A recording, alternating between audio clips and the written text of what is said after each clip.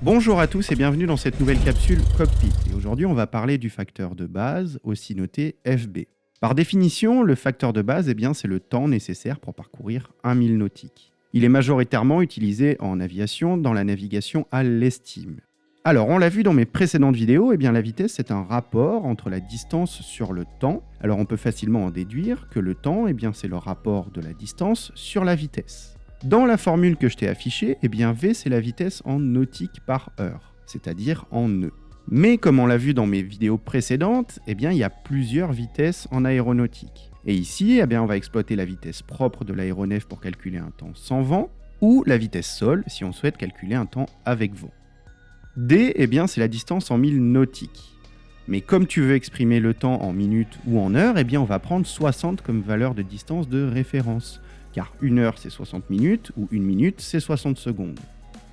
Et enfin le T, c'est le temps qui sera en minutes ou en heures selon l'interprétation que tu souhaites lui donner. Supposons par exemple que tu envisages un trajet à 120 nœuds.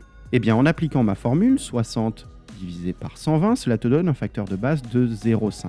Je t'affiche quelques résultats avec des vitesses typiques d'aéronef. Alors comment interpréter ce 0,5 ? Comment interpréter ces facteurs de base ? Un facteur de base 1 voudra dire qu'il te faut 1 minute pour parcourir 1 nautique ou 1 heure pour parcourir 60 nautiques.